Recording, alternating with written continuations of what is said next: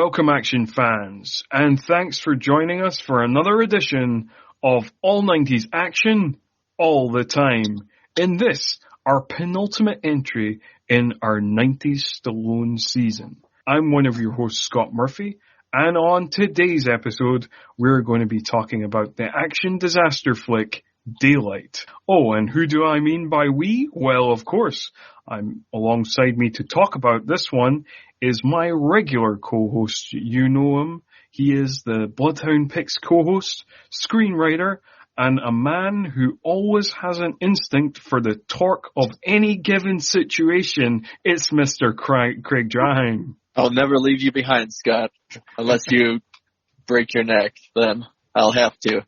Oh, that's nice to know. Good to know that, like, in 90% of situations, you'll keep me alive unless I break my neck, and then that's me done for. More of which on later. So some background on this one before we get stuck into it. Daylight was released in the US on December 6th, 1996. It was directed by Rob Cohen, whose notable credits include Dragon, the Bruce Lee story, Dragonheart, the first Fast and the Furious film, and Triple X. And so that's what he's famous for as a director. He's also become much more problematic in recent years, given the very dark and disturbing allegations made against him. But unfortunately, we cannot go into that because we just don't have the space to give to stuff like that, the kind of appropriate space and the respect that it kind of deserves. But if you want to read about it, just type in Rob Cohen allegations, and it makes for very depressing reading. Moving on, it was written by Leslie Boehm, who also wrote Nowhere to Run and Dante's Peak, another disaster film. Review-wise, it is currently sitting at 5.9 out of 10 on IMDb, 27% on Rotten Tomatoes based on 41 reviews. It doesn't have a Metacritic score, and it's got a 2.8 on Letterboxd. At the box office, the movie made $159.2 million off of an $80 million budget, so while not a total flop, was definitely not what Universal would have been hoping for. Although it is interesting to see the breakdown of those numbers, as it very much did flop in the US, making a paltry $33 million at the US box office. But abroad, it made the other $126.2 million, making it a much bigger success overseas, which is kind of interesting to me because I always think of Stallone being like a very American star, but no, did much better worldwide, this one. And I think the disaster films they normally appeal abroad a little bit more, what I've noticed. Is that right? Yeah, a lot of the disaster films seem to make their money back overseas more than, other types of the action genre. Well, I don't know if this one's fully in action, but, the adventure action element. Yeah, I mean, I think it still counts as an action film. I mean, that's part of the reason why we're covering it. But, yep. Yeah.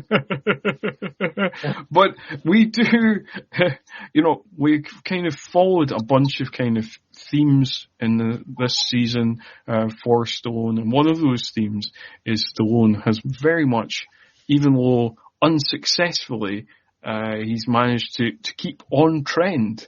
And with this movie, he once again keeps on trend, as 1996 was the year kind of the disaster film came back in a big way, with, even though Independence Day's sci-fi alien invasion movie kind of works like a disaster flick, and also in 96 there was Twister, and then in the years after, in 97, there was the rival volcano flicks, Dante's Peak, as we mentioned, and Volcano, and obviously Titanic was the most successful film ever made up until Avatar in 2009. And then in 98, you have the rival asteroid flicks in Armageddon and Deep Impact, and you also have the much less successful Hard Rain at the start of 98. So there's a kind of clump of disaster flicks kind of in the mid to late 90s. And yeah, it also feels like, which I know we'll get into it more, but on brand with what Stallone was doing in the 90s that we've talked about is him still even though it's still an action movie, it's him branching away from, the one-man army or whatever he was considering that he was doing in the 80s. Like him trying to take the more dramatic approach. That's very true, because having listened to a couple of interviews from the time, he was talking about in one of the interviews I watched that he was looking more to try and get the scripts, the kind of scripts that Pacino gets or Harrison Ford gets. That was, the exact quote there. And, he felt that he'd been kind of typecast as the one-man army type, from kind of Rambo 2 onwards. And he mentioned in the interview as well that he did have a lot more dialogue in films in the kind of late 70s, early 80s, and he kind of wanted to go back to that. And you can tell by the kind of choices he's made of he is kind of going towards less out and out action and more kind of character based stuff, even if it doesn't, as we've kind of talked about, hasn't been entirely successful in something like The Specialist, in something like Assassins, where, and it's interesting as well because I do feel like these films, The Specialist, Assassins, this film kind of make up this little mini forgotten trilogy of they occupy an odd space in Stallone's filmography. They're not quite as unknown as some of his early 2000 work, like Driven or the Avenging Angel or Detox or whatever, or it's some of his kind of late 70s, early 80s work like Nighthawks and Fist and stuff like that. They're not quite as unknown as that, but they are kind of, people seem to have either hazy, they don't really know them, or they have kind of hazy memories of them of isn't that one with Banderas? Isn't that one with, Sharon Stone? Isn't that one that has the big explosion in the tunnel? But they're not, it's kind of hazily remembered. And I've kind of always grouped those three films kind of together because they occupy this kind of odd space. I don't know if you feel the same. Yeah. No, I do, especially watching them for the sake of this podcast revisiting everything. You can kind of see it, I think, firsthand. And it's weird as well because you see these kind of different threads kind of joining up, because having watched them for the season, in a kind of odd way, this movie kind of makes a kind of companion piece to Cliffhanger, in that the character is quite similar in terms of he's trying to get redemption for an accident, which we do see at the start of Cliffhanger, and we kind of don't see here. We just hear about this kind of thing, that this mission he led as an emergency medical worker, and it ended up some of his team died due to some of the decisions he made, and that's how he got fired and stuff. And it is this kind of whole kind of redemptive story that kind of runs quite similarly to Cliffhanger. Yeah, and it's interesting. I was going to say, it feels like, because we've talked about as well where in the 90s it was you had Specialist and then Assassins, which they feel like it is the same character and same plot elements in a way, and then as you were just saying with those two, and then you have Demolition Man then kind of merging into Judge Dredd. Yeah, and they have a lot of mirrored plot elements. Yeah, that's said. So it's just interesting kind of watching them as a run together and seeing these kind of mirrored elements kind of throughout, and how there's these themes that run through different periods of his career, and this is very much these strong themes that run through this kind of 90s patch. But And like before we get into the plot of the movie, you know, like I did want to talk a little bit about how many times have you seen this movie before? Had you seen this movie before watching it for the podcast? So I watched it when it first came out. I think on VHS because my parents rented it. And then it's the same as we talked about, but not to the same extent, I guess, as Assassins for the last episode, where I've caught clips of it every couple of years or when it's on TV, but never enough. Whereas Assassins, I would be more willing to leave it on and just watch it through to the end, which I'd always come in by the time they were in Puerto Rico. Where this, it's like come in like at, I don't even remember, like the point where he has to blow up the water sections to stop the flooding. Like it'll be little bits like that. But and then what I also realized is how much how I guess old we're getting, or how dated we're getting, and not realizing it because I'm like, oh yeah, I must have watched it in its entirety only a few years ago, and then thinking back, like, oh, 20 years ago or more. Yeah, I haven't watched this movie. Yeah, I would be the same. I think I can't remember if I rented it or caught it on TV, but I'd probably be around 12 or 13 when I first saw it, and I've only seen it all the way through once before rewatching it for this. And yeah, so that's obviously a long time ago. You know, like I maybe caught this in like 98 or something. So, you know, like 23 years ago. And then I've got kind of little bits of it. It's weird as well because I feel like, you know, rewatching The Specialist, rewatching Assassins, even though I'd only seen them all the way through, you know, once before rewatching them for the podcast, I feel like I had remembered kind of little bits and pieces about those films in more than I remembered about this movie. I mean, essentially the thing I remembered about this movie was just the explosion at the start. Like the big tunnel explosion. Yeah. And then like pretty much everything else was just a blank. Well, it kind of fits like that too because there's a ton of information in the opening, you know, 30, 40 minutes. And then but it's a lot of information that either is thrown out in terms of, as we talked about before recording, in terms of character development, or plot elements, or then the rest of the movie in itself just kind of blurs through a scene after scene of trying different things to escape, or, you know, and it becomes this like big blur of stuff. Even watching it, you know, last night when I did for this recording, it's still probably going to be difficult for me to be like, oh yeah, you know the scene by scenes when it happened. Well, luckily I watched it this morning, so hopefully I've taken accurate notes down. Like, yeah, it does get less and less memorable as the movie goes on, but we'll try and remember as best we can. I think we've got this, you know, like I've taken good enough notes. I'm sure you have too. We've got this.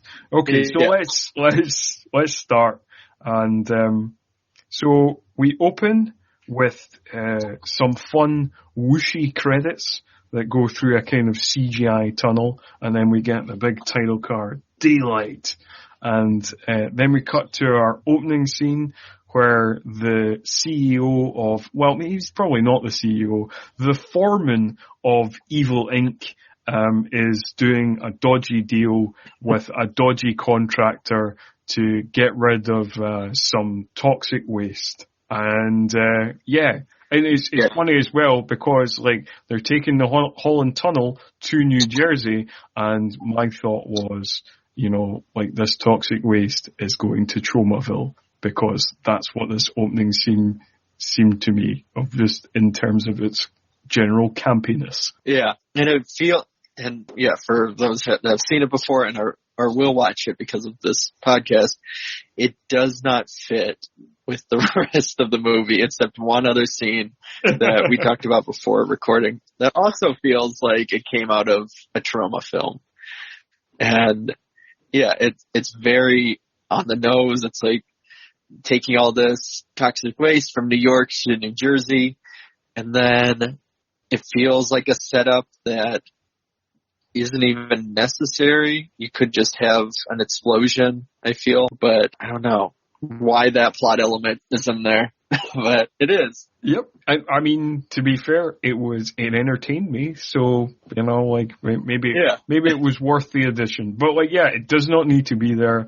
We could have just, I mean, I suppose I suppose it's kind of, we're given just a little bit of character development in these kind of opening scenes, like, coming up where we kind of meet all the characters. But yeah, this kind of section, we don't really need that much, but it's here anyway. But then, like, basically we get the introduction to all our survivors, all the people who are going to survive the disaster that's going to happen very soon in this movie. We get brief introductions to them all. So we get a little brief introduction to George, who's played by Stan Shaw. We get a little brief introduction to Madeline, who's played by Amy Brenneman, who is, like, that's one of those things that makes this movie very 90s. Of just being like, remember when Amy Brenneman was going to be a thing? Yeah, I had the whole movie watching it, I was thinking about that. Like, what happened to her? I felt like I saw her a bunch at one point, and then just didn't anymore. Well, at this point, she's like guns a-blazing. She's like, you know, she's been a big hit on the first season of NYPD Blue. She was in Heat the year before this. You know, she's in this. It seems like a rising star, and I don't know, just tailed off, I suppose. Went back to doing TV, I think. I'm not sure. I'm really not sure what happened. Well, and then the whole.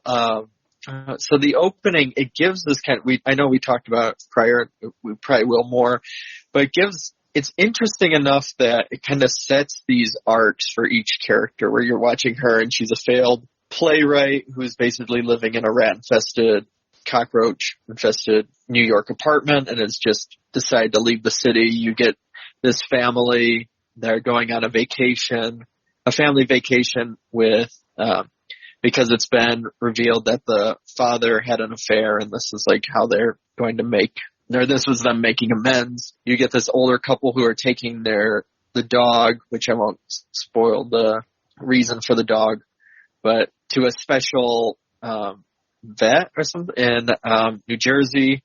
Mm-hmm.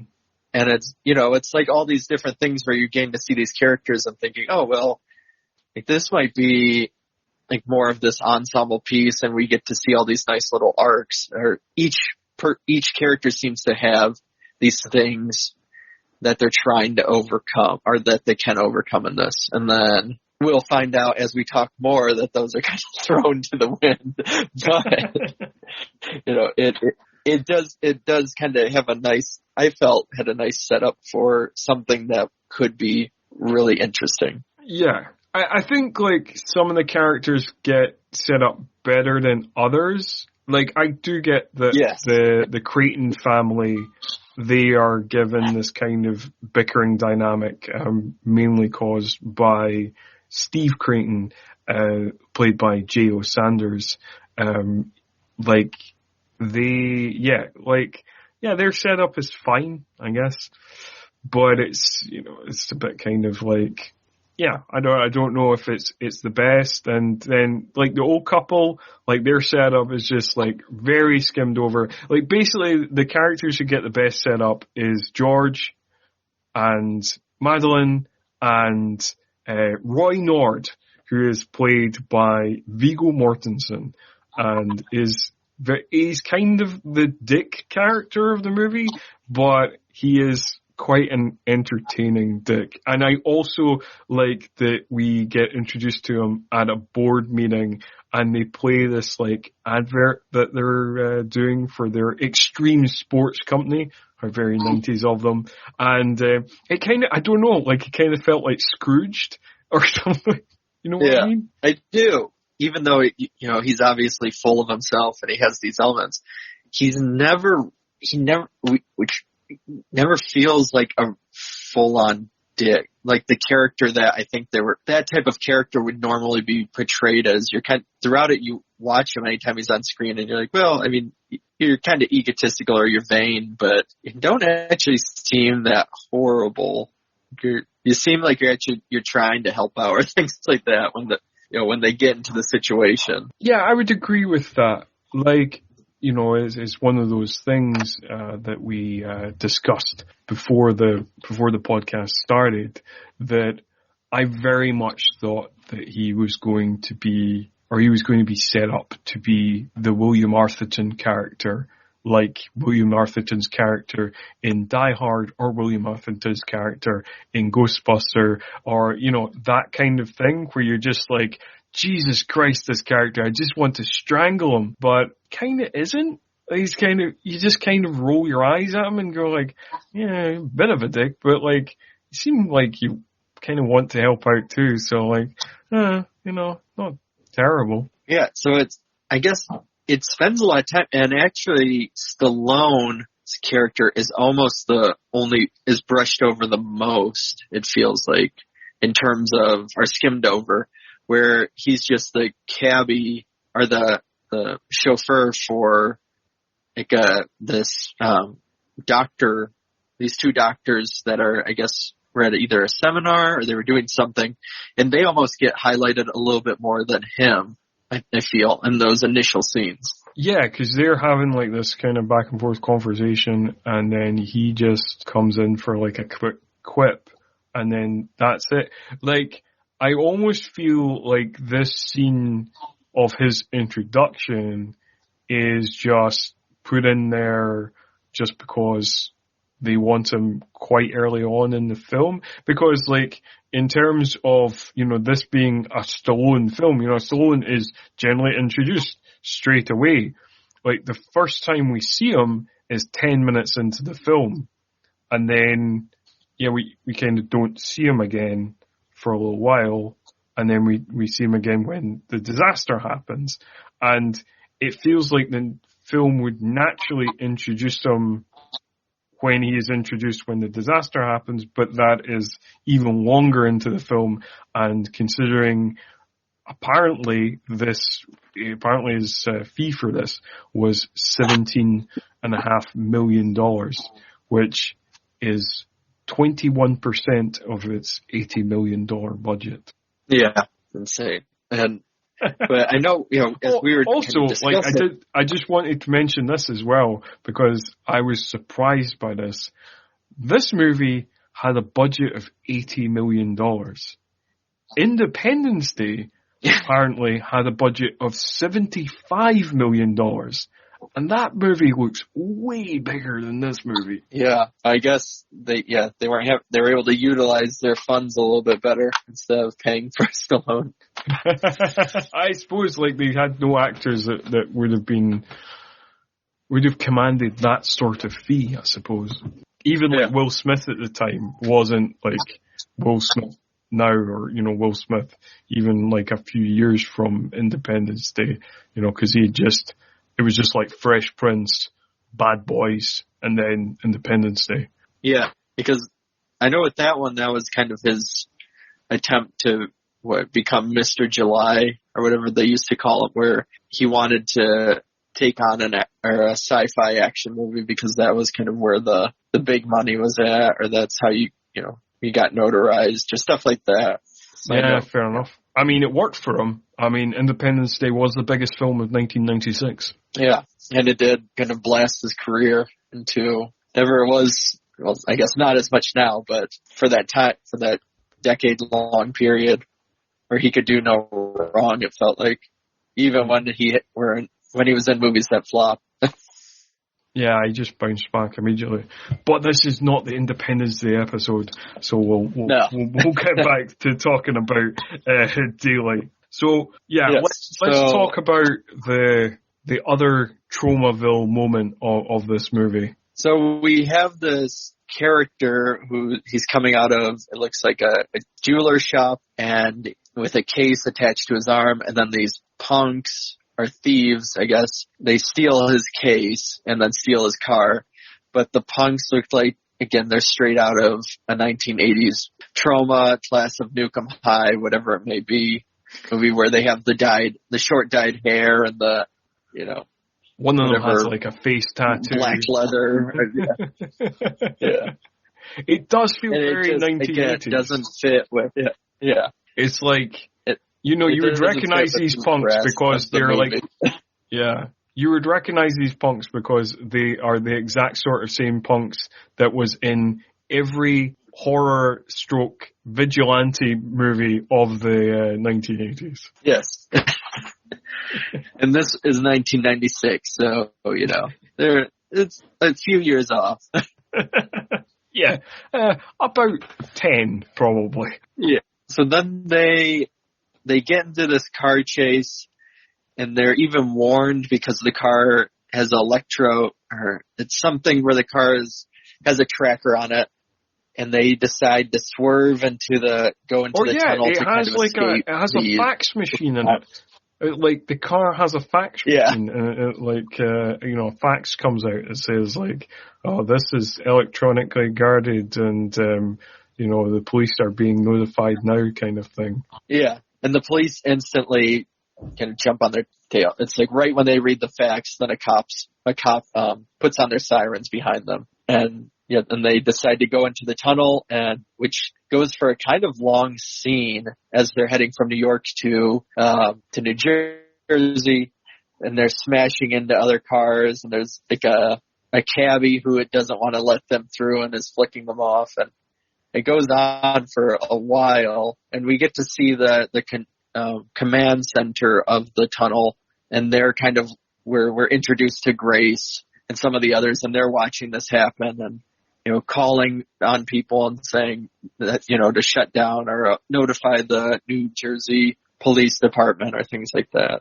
Yeah. And there's a bit where I was entertained by like some of the bits in this sequence where, like, for example, the jewelry thieves like ram a car for like no reason. They just like ram into the back of a car and then go off, continuing their high speed getaway through this tunnel. Yeah, and it just, I don't know, a lot of the elements seem like it was just added for more effects driven stuff, but yeah, like that ramming of the car.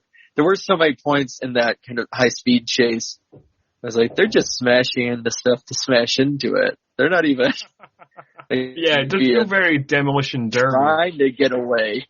Yeah. Yeah, no, these characters definitely had like a death wish, I think. But like, it's kind of fun, like, it's kind of intercut with, the characters who are going to be our main characters, this kind of chase. Like we get, randomly we get a history lesson of the Holland Tunnel when we're visiting the Crichton family.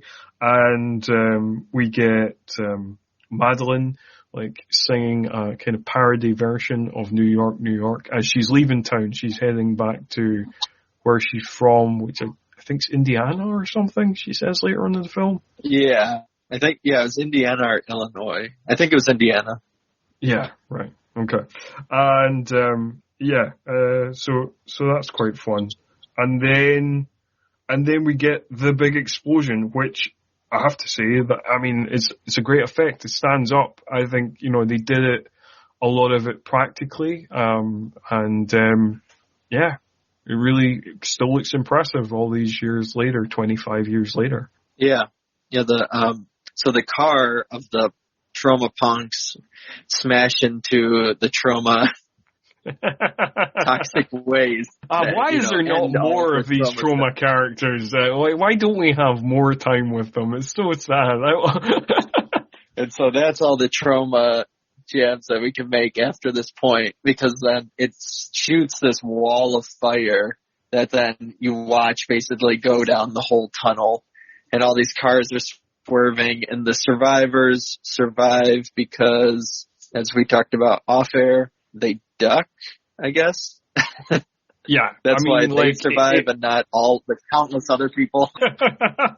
Yeah, so we see other cars with passengers who are just like, it's like Pompeii, like these people have been vaporized, and yet these survivors have, we don't know how they survived. We don't know how their cars didn't melt like the many other cars, and we don't know how they stayed in one piece when other people had just been literally flambéed. It's very confusing. Oh, when we were introducing the characters, I suppose we forgot to mention that there is a group of juvenile delinquents, one of which is played by Sage Stallone, who we previously saw in Rocky V.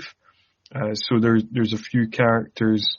There Vincent, Kadim, and Latonya, and one other character I can't remember the name of right now. But is that the one from Hackers? I can't. Mikey, that's the name of the character. Yep. Mikey, played by Renoli Santiago, who the director had seen in Dangerous Minds. So that's why he was cast. Okay. And that is the same with the actor who plays Kadim, Marcelo Thedford. He was also in the previous year's film Dangerous Minds, and that's why they got cast. Yeah.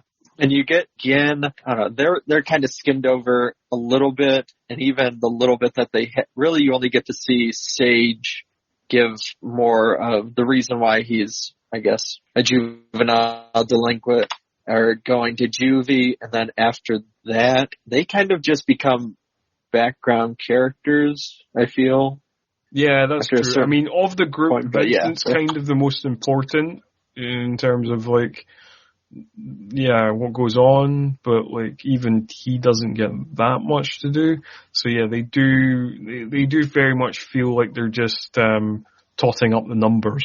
Yeah. So the explosion happens and the whole entrance crumbles right in front of Kit, also known as Stallone, as he's driving these doctors, and they slam on the brakes, and he jumps out and is just like right on cue of kind of saving the day and giving commands and orders to people. And even the doctors that were in his car who are now helping out, they're kind of saying, I thought you were just a chauffeur. But he's giving a lot of information or a lot of commands that would suggest he is more than a chauffeur, especially when one of the EMTs see him and know exactly who he is and tells him to get out of there because he would get arrested. Yes, because it's implied that he was part of the emergency medical services, but he was fired from his job, and that's why his friend in the services kind of advises him to kind of get away from the scene. Although I do like, it's an interesting thing because throughout the movie, obviously, Stallone has picked these slightly more character-driven roles. He's not wanting to be this kind of one-man army kind of, superhero action figure kind of guy. And he's given this, like, it's given a bit more kind of weight, and he's a more vulnerable character. However, he is kind of given this kind of great hero introduction in the way that he has this interaction with his former friend from the emergency medical services, where Stallone says, "Where's the chief?" And the other guy is like, says, "Standing right in front of me as far as I'm concerned." Yeah. And I agree completely. And I know it'll come up more as we mention all the all the Poseidon adventure riffs on and stuff like that, but it seems like they're trying to set up this character that is more broken down and more of this redemption story. But I don't know if it's because of Stallone's ego or what that we've, realized throughout this season especially, that like he doesn't want to be fully the downtrodden character that I guess the script or the movie is trying to make him out to be. Yeah, he seems to be in two minds, because he does kind of, because he seems to be trying to stray away from the superhero action kind of guy, and wants to be more grounded, but he doesn't want to be too grounded. Yeah. And then, so after that, we kind of get him like arguing with the new chief, who they keep calling Mr. California, I guess. Because I'm assuming they brought him in from California. Yeah. And he doesn't see, since he's a West Coast person, he doesn't know the area like Kit does. And because Kit knew back in 1994, they did a simulation that the only way to secure the tunnel if a terrorist attack was to happen in there, that they would have to blow certain beams or things like that. But Mr. California, new chief, doesn't want to listen. And it costs him. Well, yeah, it costs him in a big way. This is the kind of third and kind of last really cartoony scene before the more serious, more melodramatic tone of the movie kind of comes in, where Mr. California, as he is referred to a couple of times, he is talking to a female EMT called Bloom. And she comes out of like this little tunnel and says like basically, oh no, it can't be done. We can't do it that way. We need to find another way. And then Mr. California says the person who says it can't be done is interrupted by the one who just did it, and then walks into the tunnel, and it immediately collapses and kills him. Yeah. Well, and what's so great about it afterward is, Kit isn't there to find out that he's been killed, but when it's revealed to him later, there's like no remorse on any of that crew member. They're just like, oh, he was pancaked. Is that how they phrased it? Like nobody apparently cared about this new chief. Oh dear. And we should point out that the guy who says he was pancaked is a character called Frank Kraft. And Frank Kraft is played by character actor Dan Hedaya. And in a kind of weird theme that is going with the podcast, we have covered actors who regularly play villains not in villain roles. So we had the incidents of Powers Booth in Rapid Fire, turned out to be not a villain, and Michael Rooker in Cliffhanger, nice guy in Cliffhanger. And here's Dan Hedaya, again, I saw him in the credits and I was like, it's probably some sort of corrupt officer or some sort of, something. Yeah. But no. Like, I mean, he was the one who got Stallone fired, but he had reason for that, and he kind of feels guilty about it, and it seems like he's just a friend and just good guy, wants to help out. Yeah. I mean, he's the one who wants Stallone back, saying that, he's the only one that could really do it. And yeah. So there we go. It's interesting as well, because there is like a bunch of these kind of side characters who are played by kind of decent kind of character actors. Like, the kind of guy who's the head of the control room, the character Norman Bassett, is played by Barry Newman, who people may recognize as Kowalski from cult classic 1970s film Vanishing Point. And you've probably seen him in a bunch of other stuff. He's got a very recognizable face, does Barry Newman. Yeah. And, so I guess, what have we met? So as part of kind of some of that, because I know it'll pop up, and it pops up a bunch now, until I guess even the end, and we forgot to mention, is that the officer, George, he is in a relationship with Grace, who's in the control room, and he has her bracelet that she left from the night before. So there's a whole scene that isn't foreshadowing at all. I don't feel like that he says that he's going to give her the bracelet after his shift, and that he has something special he really wants to tell her. And she wants to hear it now, but he says she'll have to wait. And just the way it's delivered, you can kind of tell it's not going to end up well for George. Yeah, because they kind of really hammer it home of just being like, oh, tell me now. No, I can't. I'm not going to tell you now. Oh, go on. You know, it's going to be a much better day if you just tell me now. No, I'm not going to tell you now. I'm going to tell you tonight. And you're like, oh, well, poor George. He's not going to see the end of this movie. Yeah. But in terms of like, so George is kind of the one going around the tunnel, kind of checking for survivors. And we see him like meet up, finding a bunch of different survivors, because he's the one who he first bumps into Roy, and he finds the old couple that are played by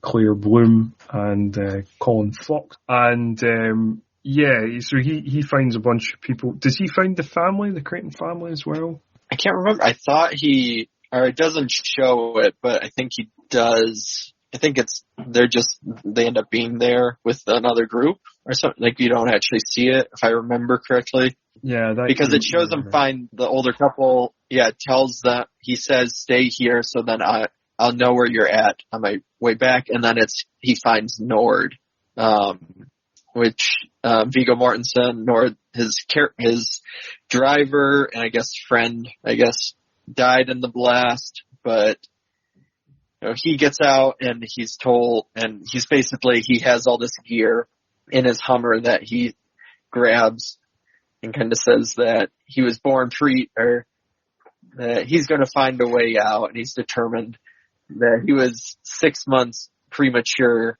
or 6 weeks premature because he couldn't even stay. Yes. 6 months premature. Wow. Yeah. That would be really something if he was born at 3 months and still survived.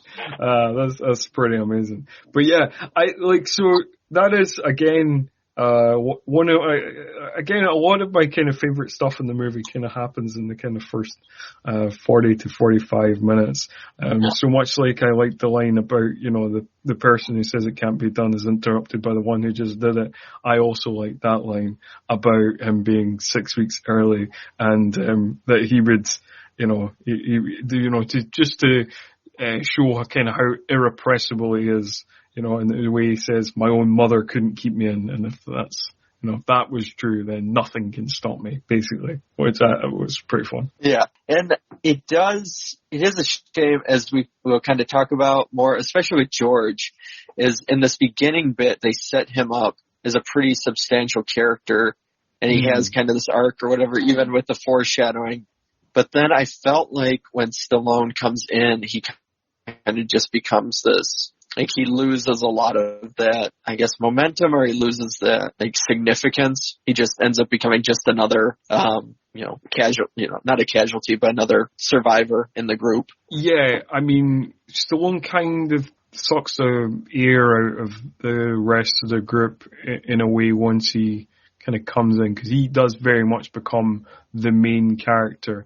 Up until this point, we have this kind of going back and forth between Control and the tunnel, and it does feel like at this point pretty much George and Madeline are on equal footing with Stallone's character's Kit. It seems like they're kind of given an equal amount of weighting to those characters, but as soon as Kit gets into the tunnel, then he very much becomes the main character. Yeah. And so while they're in the control room, it's basically all of the options have been, you can't get in except through the ventilation system, but the only way to keep them alive because of all the toxic fumes, they have to keep the fans going so that they can do a quick shutdown, which again just feels like just for the special effects portion, but it is, it's fun in that sense that he has to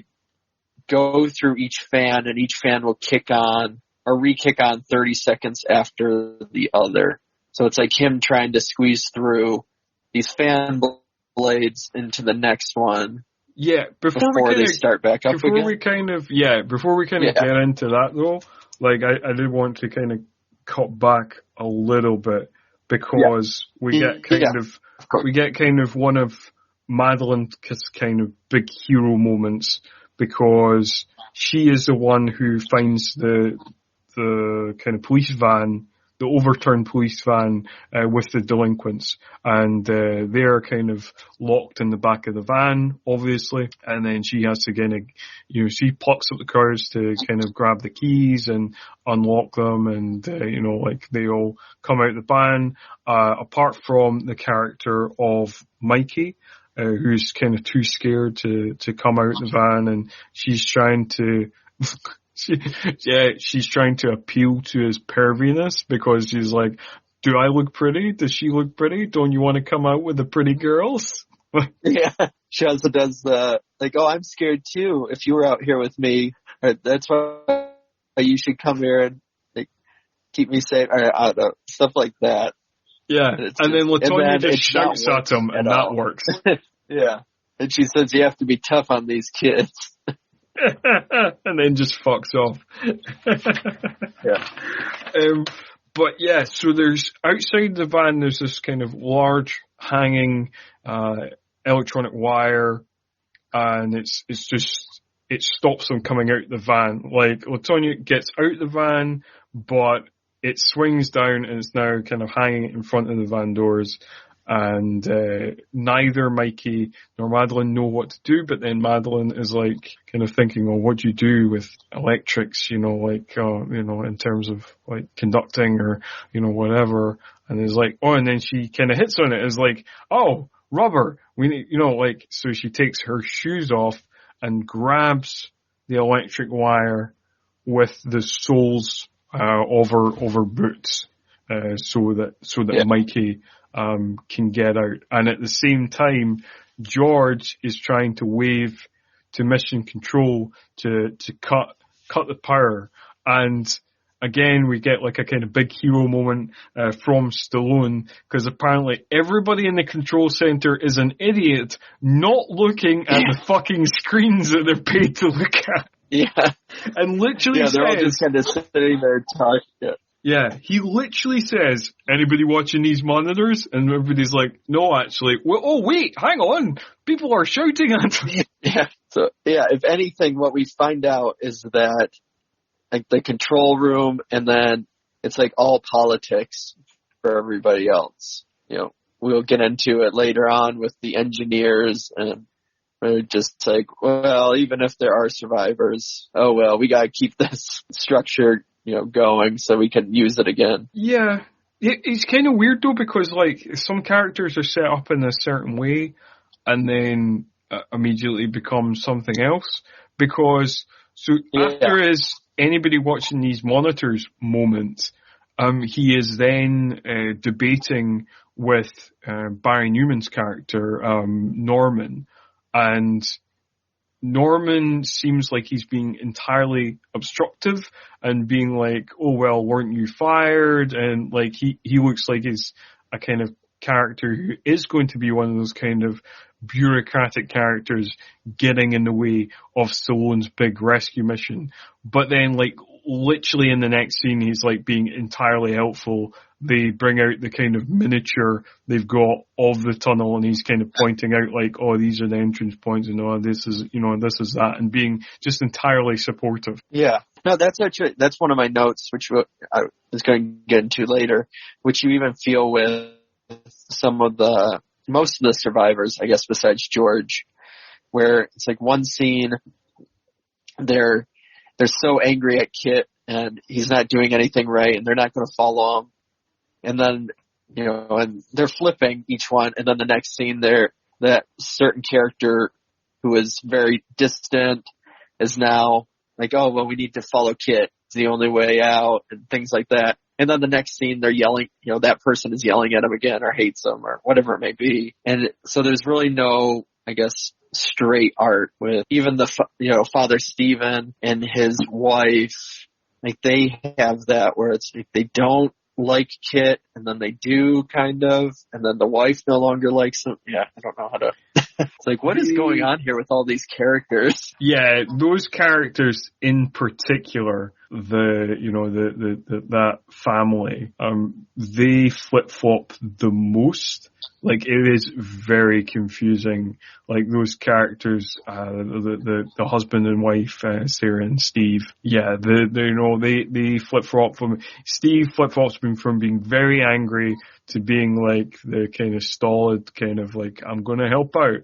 And Sarah seems entirely reasonable and then entirely hysterical and then, like goes back and forth between that. It's very confusing. Yeah. Like, there's other characters who are inconsistent, but like probably not as severely as those two characters are the worst offenders of just being like from scene to scene, you do not know what you're getting. Yeah. And I felt like, I get the point that, well, they're the only ones there with a small child, so they're going to be hysterical or they're going to have pushback or stuff like that. I get the notion, but then there was the part just watching it. It's like, man, just get rid of them already or something, because like they're by far the only ones that I was like, I just don't know. They're just all yelling for no reason now, and they're giving pushback for no reason. Yeah, for sure.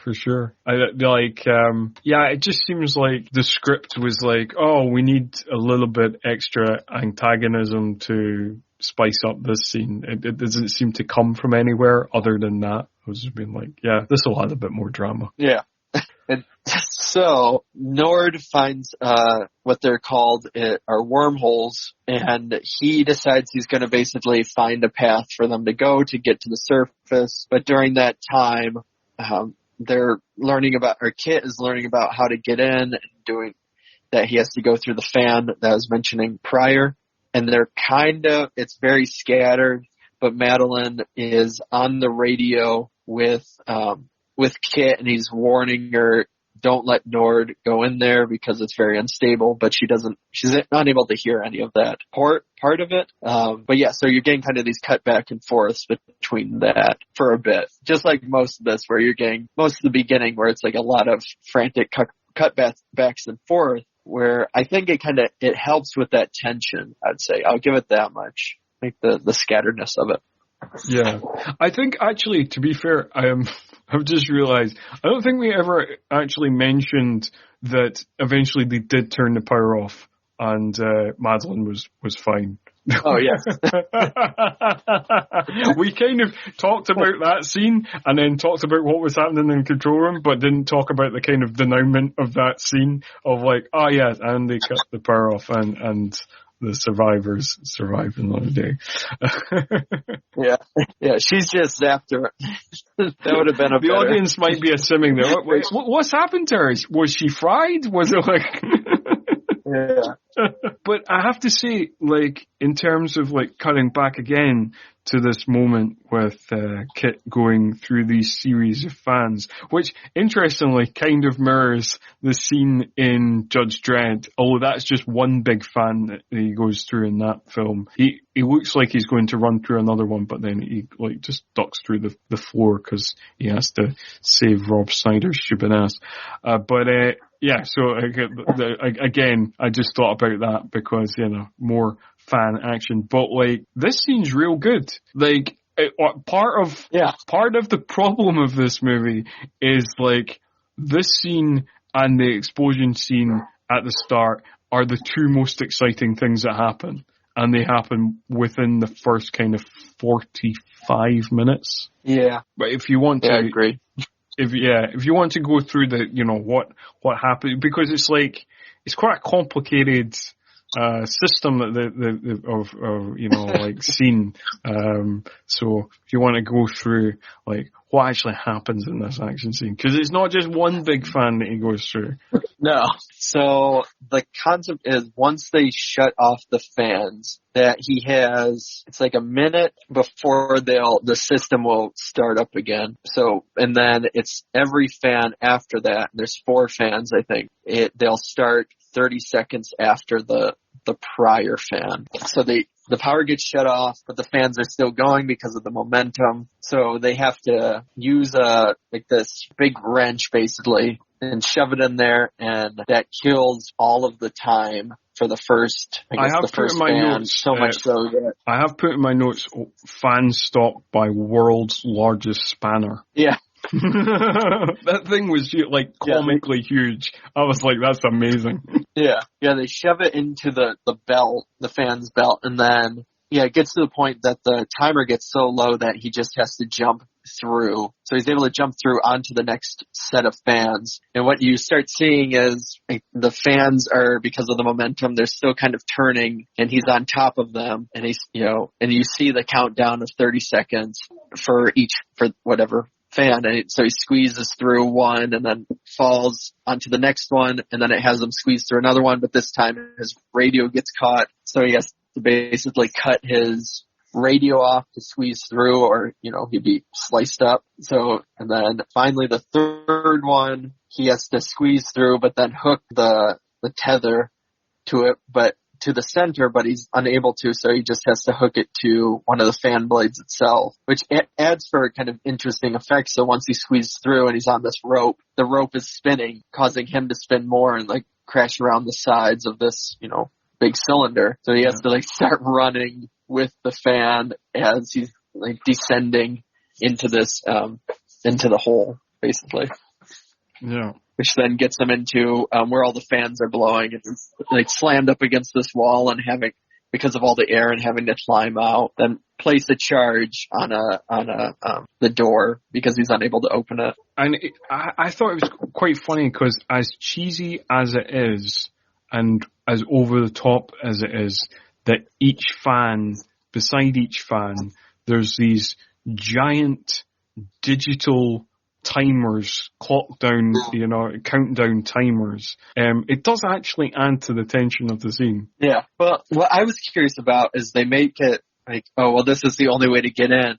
But then I guess, as we were discussing off air, was this concept of when the plot is sillier in these disaster films. It's more logic stuff is more forgivable. And when it's more serious, then you start noticing it more. And that's what I guess I was noticing of, so wait, the fans are the only way to get through, yet you have this, this electronic equipment in between each fan, and you have these doors and stuff. So how do the people get up there?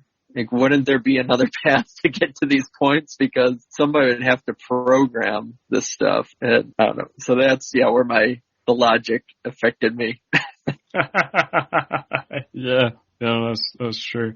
I think, there's some films, I would go against you and be like, oh, well, you're just on a hiding to nothing, Craig, trying to put these logic points. But I'm kind of with you because in this movie does have a slightly more, it has a goofy tone to start with, kind of. There's these goofy moments that we talked about, the kind of three big moments that we kind of talked about that are definitely the goofiest moments in the movie, but it definitely, as I kind of we were talking about off air, this is definitely more deep impact than Armageddon, it's generally played as a relatively serious melodrama, instead of an out and out kind of silly action, or even though it has over the top action beats within it. Yeah, but so this is kind of where we get the first pushback for no reason. So the charge blows, and because he was so close to it, he's disoriented and he can't really hear well at first, and so he comes out of the grate, and everybody's asking him questions, and they start they're kind of really mean to him. Here's the guy that came in to save them with the team, and they're upset that he's the only one there. And they're like, well, we're not even going to listen to you, Mr. Expert. We're going to listen to, to Nord, because he's going to get us out of this. And they get to the point that they're even hostile with him, that one of the characters tries to put him in a chokehold, saying that he's not the one in charge. And it just feels aggressive for no reason, I guess. I've literally put in my note, Kit explodes manhole, everyone shouts at him. Yeah. And like you say, he is attacked by Kadeem, who is the biggest fan of Roy Nord and really believes in Roy's ability, his climbing ability, because he's seen those extreme sports adverts, so he knows he's a real good climber.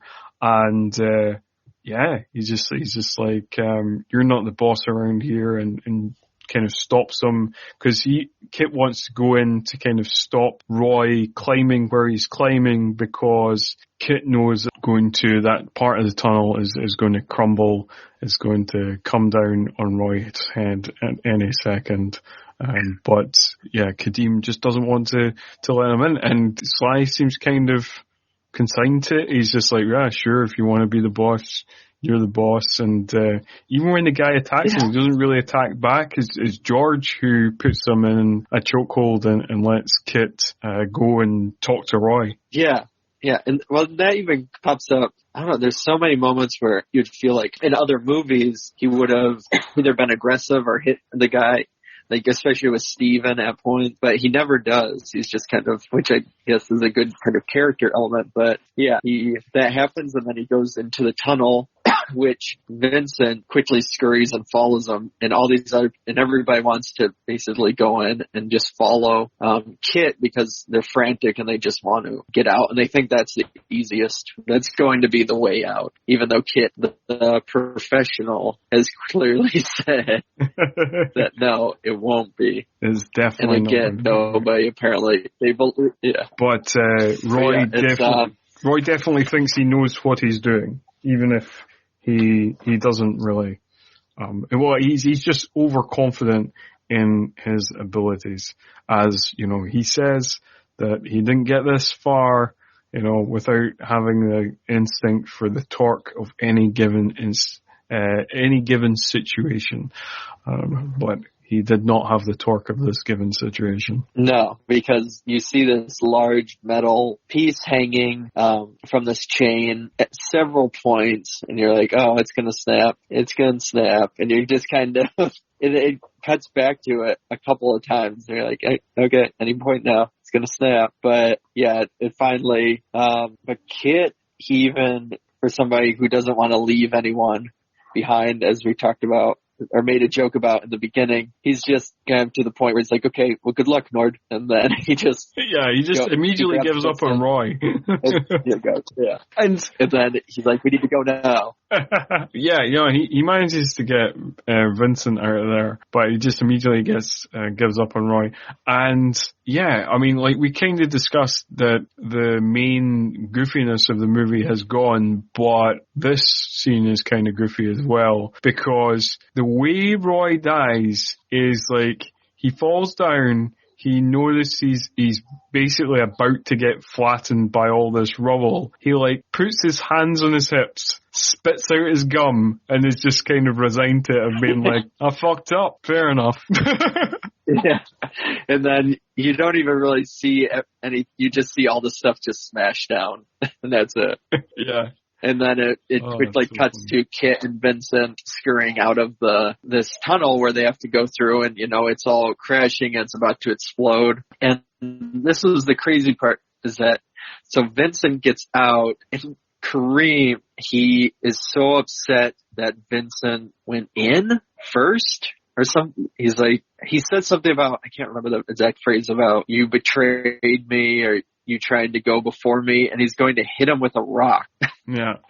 So Kit and Vincent move out of the way, and then just a big explosion and gulf of fire shoot out of the little hole, sending Kareem flying into a wall. And it's not just the wave of the explosion; it's full on, the fire, everything just shoots him into the wall.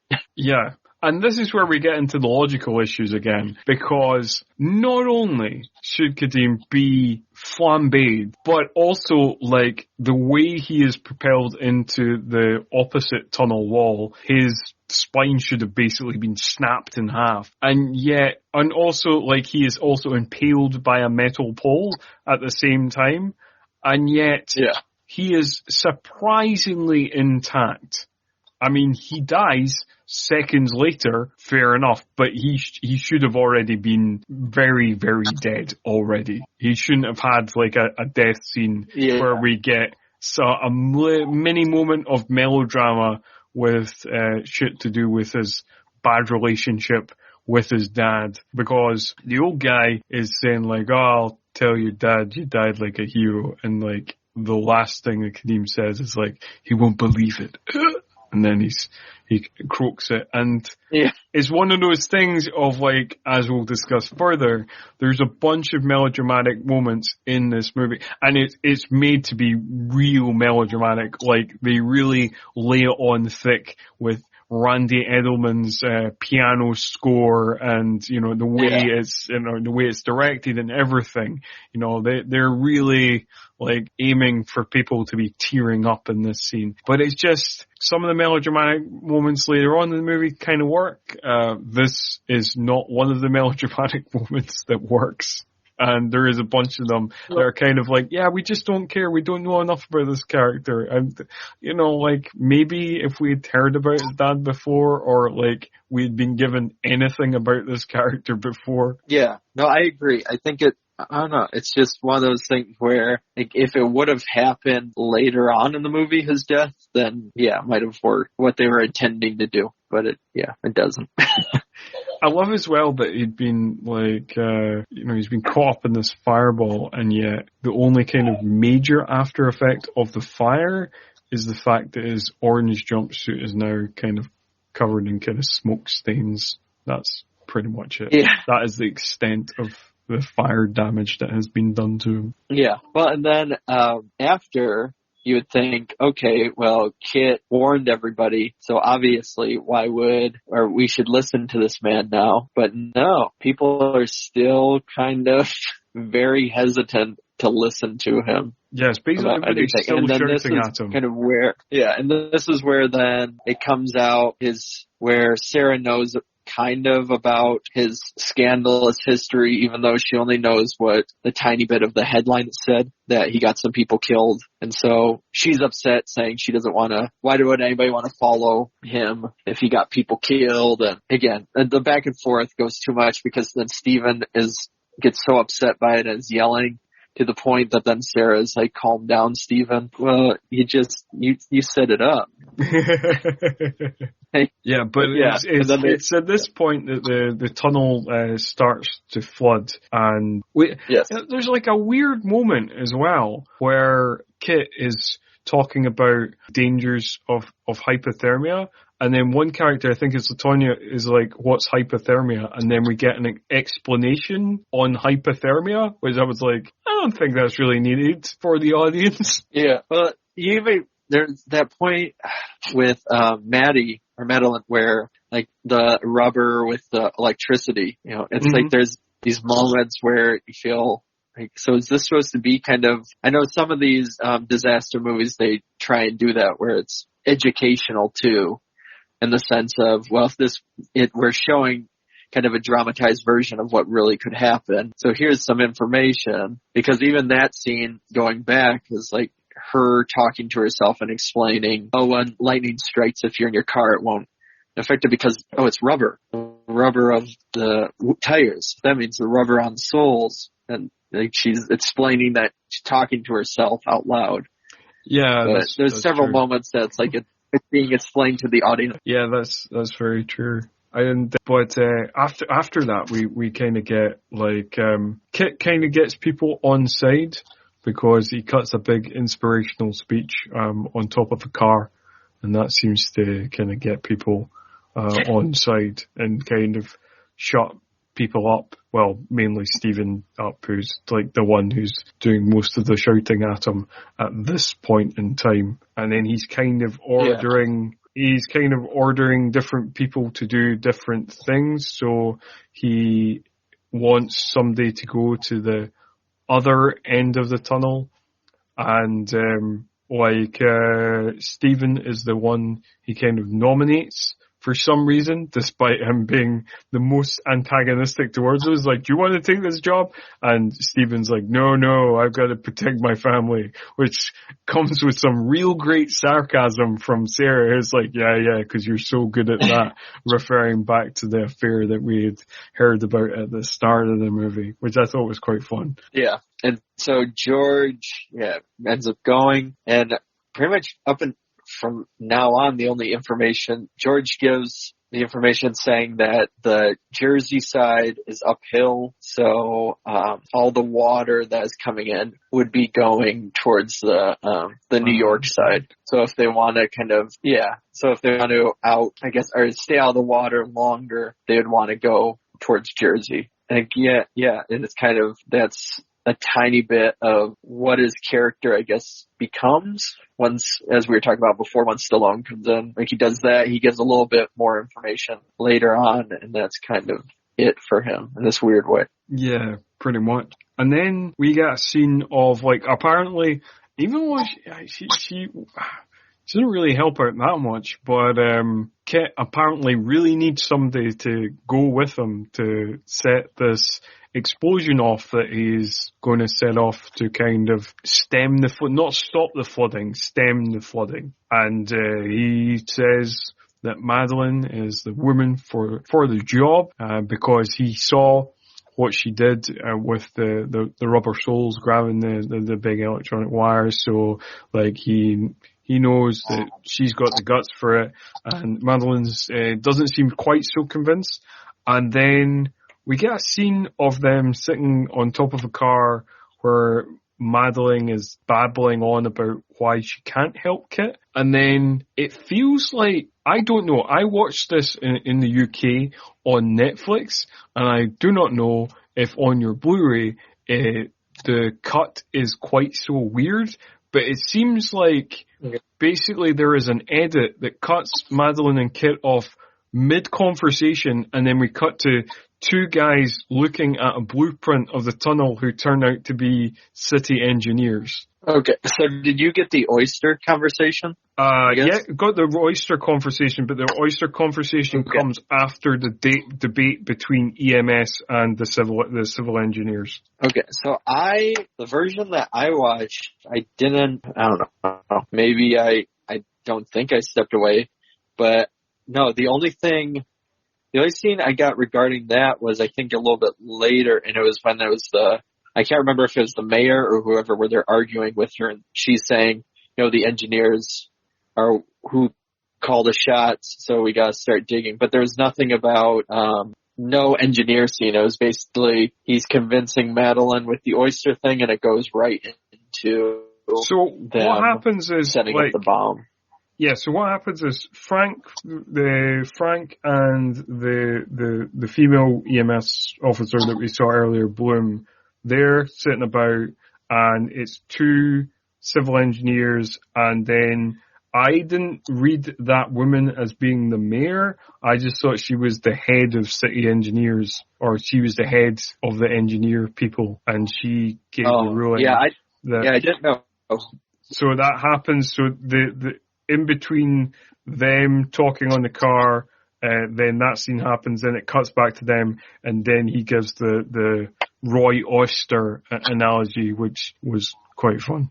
Yeah. Okay. So then, I think it was the same, but the cut didn't seem too bad on my version. I don't know. It just seemed like it abruptly moved to that scene. It seemed abrupt to me, but it's a minor point. It's not something to dwell on, I suppose.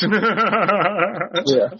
I should mention as well, one thing that we didn't mention, and this is another way that the movie mirrors Cliffhanger, because this movie is also a movie that is filmed mainly in Italy, pretending to be America. Yeah. Unfortunately for them, it's basically all interior.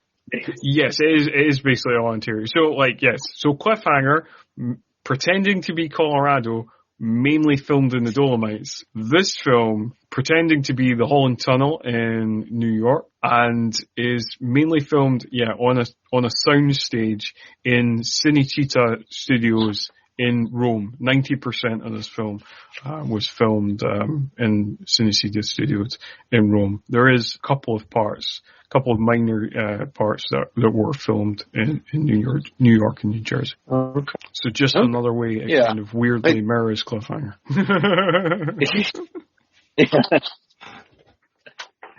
The last way as well. So, like, the last way is Stallone was getting over a fear because, like, on Cliffhanger, before he filmed Cliffhanger, he said he had a fear of heights.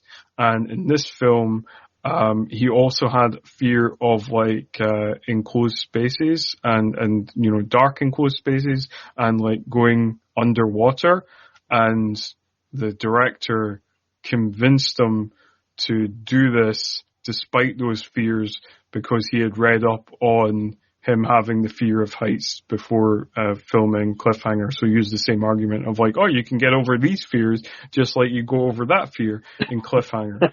That's the last way it kind of mirrors Cliffhanger. Oh, wow. Well, and in some of the behind the scenes stuff, Stallone really, it makes sense now when I was watching them, that Stallone really focused on discussing that for his character, it's about like overcoming certain fears or trying to stay calm and do what's right despite having all these fears. So it makes more sense because he kept reiterating it in some of the little featurettes that I was watching on it. So now I know why, because he was actually afraid of it. Yeah.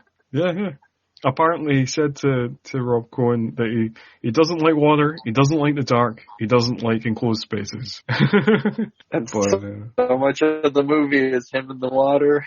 It's all in one big enclosed space. Exactly. So there you go. So, so we get this with Madeline, this raw oyster part where he's trying to convince her that she could do it by saying, think about the first person that ate a raw oyster. Like, they must have been really hungry because, it's slimy. It's like you'd have to break it open. You'd have all these kind of elements of what would even drive a person to eat a raw oyster. And then, again, unless you're really hungry. And so that's his big convincing her of saying, you could do this because you have to. Not because you want to or because whatever, but you're the type of person that if you're in a situation like this, you can do it. I guess. Yeah, it's basically the gist of that whole long conversation he tells. Yeah, absolutely. And it's an interesting kind of character moment here as well because so he goes up, he sets the explosive, they come back down, and then the kind of wire attached to the explosive, it kind of gets tangled and he has to like untangle it, and he doesn't know if he can do it in time, and he basically tells Madeline to run away as quickly as possible, and then she's like, no, but what about you? And he says, the hell with me.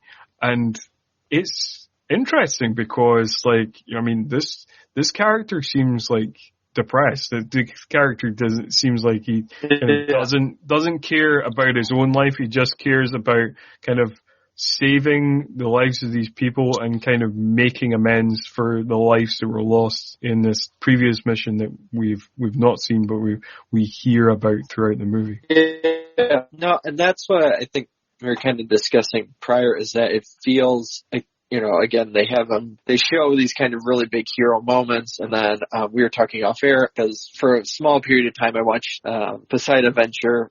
It was like one of my background movies when I do homework or whatever for some reason. I don't even know why. I don't like it that much, but I put it on. But it was like you could see the similarities between what his character is and then the character of like Gene Hackman. And then they have these kind of hero moments to make him the Stallone savior again. But you almost feel like if they kept it with that, him just trying to find redemption and his, not even thinking that his life was worth anything, it would have made for that would be one of those elements to like make it more grounded or make it more, I guess, work with what tone they were going for better. If it's just about this guy trying to redeem himself. Yeah. Because we get this kind of big depressed moment, and then 2 seconds later we get like a big hero moment where he manages to outrun a rolling tanker that's like, and then saves Madeline in one fell swoop, and and feels like kind of super heroic again. Yeah. So, and then after that, isn't that right where we kind of get the George bit too? Do we go right into that? George is like comes back. Yeah, George comes back from his mission, and he's all excited, and then basically what the engineers had been talking about like kind of drilling into the tunnel, kind of making the assumption that there is no survivors, or nobody's going to survive this. They probably can't get out, and we don't want to cause a big traffic jam in New York, so like fuck these people is basically the decision. And then they drill into it, and then part of the tunnel falls apart, and George gets caught up in that. And then he is basically pinned down by a pickup truck that kind of basically falls on top of him. But this is one of those weird things which, in terms of like what we've been talking about before, of character consistency, of like suddenly we have, and it's supposed to feel like this real kind of big feel good moment, and it kind of does. But it kind of doesn't make sense at the same time, because suddenly the group completely unifies. Everybody is absolutely on the same page, and everybody really cares about George, even though most of them don't really know him at all. And it's like, yes, let's save George. Let's all work together. I was also entertained by the fact that like Stallone's character does try to lift the pickup truck himself, thinking he could do that, apparently.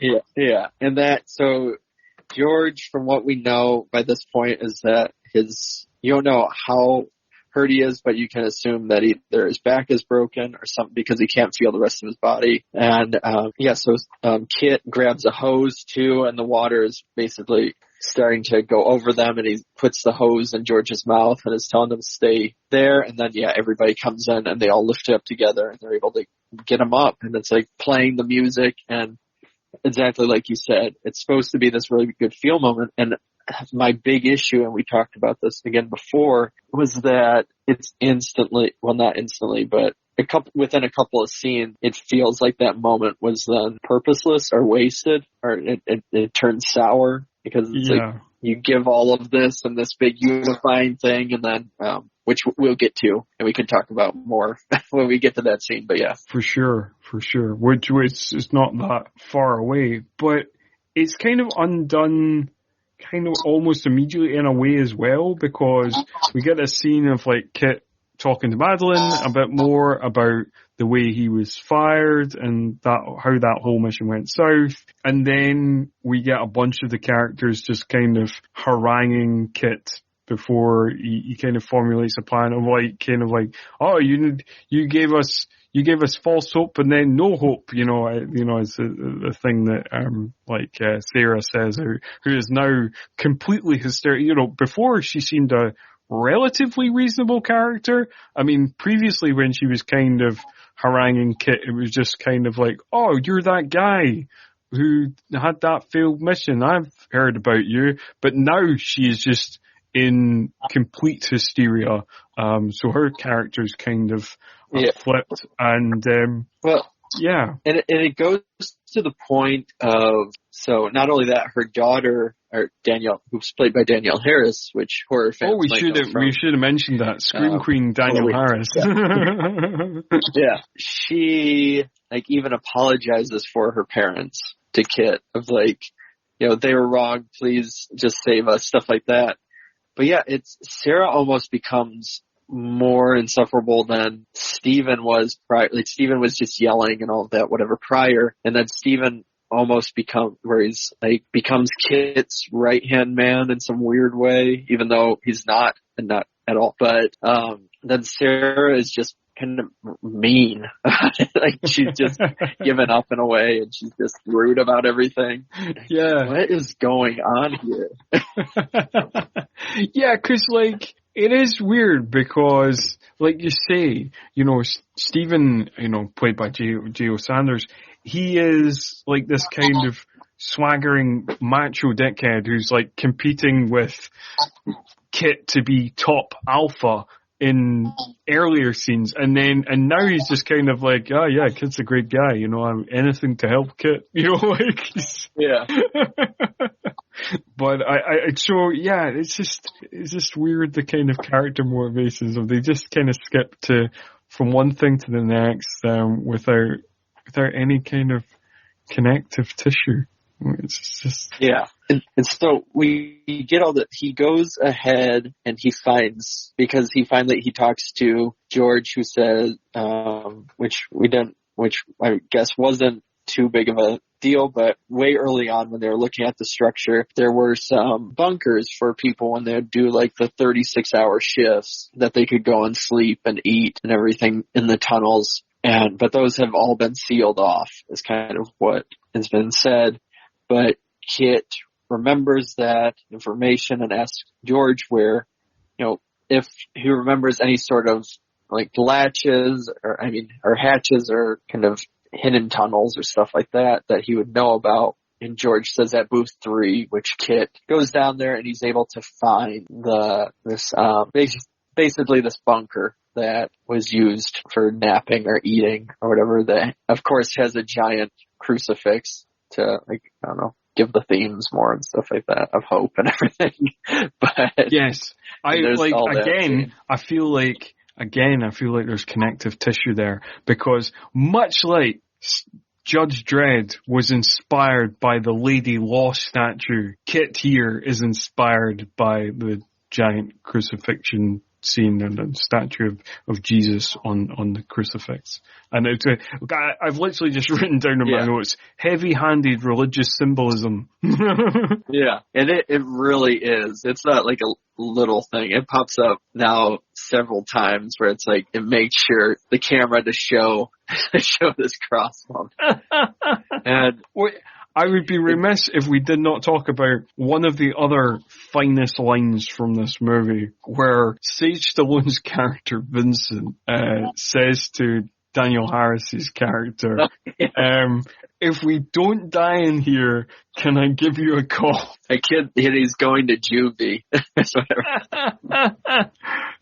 It's kind of weird as well, because it seems like he's kind of been portrayed as he's slightly, like, in real life, Sage Stallone, we discussed in the Rocky V episode, sadly passed away at a very early age, but in real life, Sage Stallone's only a year older than Danielle Harris, but in this movie, he's kind of portrayed as being a bit older, and like Danielle Harris, who was like, I believe like almost 18 at the time, something like that, there is a scene where Steve says that she's 14, so it gives it this kind of creepy vibe, and she does look younger, even though there is literally in real life, like, he was born in 76, she was born in 77, so there's like no age difference between them, but it just seems kind of weird and off, because we've established in this movie she's supposed to be 14, and it seems like in this movie he's supposed to be like 18 or something, so it seems like kind of off. Yeah. No, I agree, because there's the whole point where he talks about buying a car and all that. I don't know. It just, the way they play it makes it feel like he's older. I would have even, I don't know. I even thought before they said juvenile at one point, for some reason I thought they were just even older than 18, but I don't know why, because they just all look it. Even though, even though they weren't that old, like Sage Stallone would have been like 20 at the time, so like, you know, or maybe when they were filming it, maybe 19, but maybe because they have him have like full facial hair too, which I know, you know, teenagers can have, but it just makes them look that much older.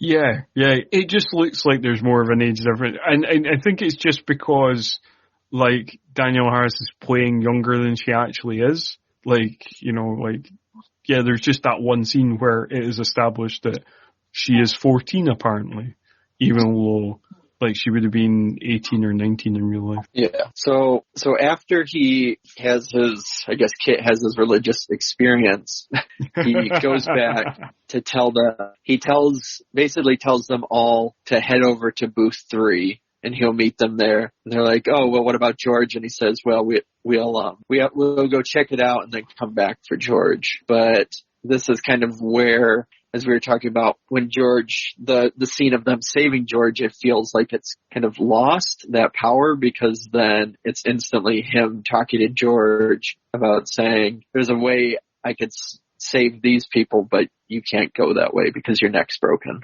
Yeah. And then George is just kind of immediately accepting of his fate for some reason. And he also gets to say the title of the movie, because he goes, get them to daylight. And it's like, yeah, someone said the title of the movie. That's always fun, isn't it? Yeah. And so this is what I think you're talking about earlier in the podcast, is saying, there's certain deaths that, that do work. And I think this one with George, it does with its melodrama, where, he's talking about that he never had kids, or he never, owned a nice car, or had a wife, but he finally found a woman he loves, and he wasn't able to tell her that. And do you think she knows? Which Kit says, yeah, I think she knows. And he gives Kit the bracelet, saying to give it to her. But yeah, he knows basically that he's a goner and just to go on. And yeah, and I don't know, basically what I felt was, if they were going to do that whole scene of him breaking his neck and then saving him in that way, it's like, it almost switched, where in the beginning I was like, oh, okay, he's obviously going to die because of all the foreshadowing. Then that scene came along, and it sets up this, well, maybe he might make it now because everybody came together to save him.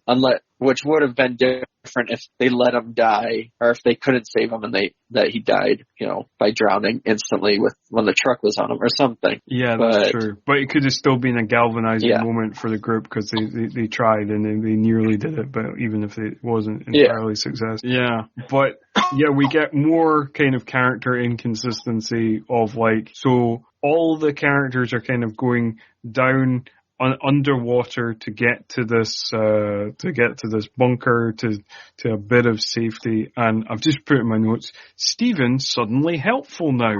Because he's just kind of guiding folk down and being the right hand man.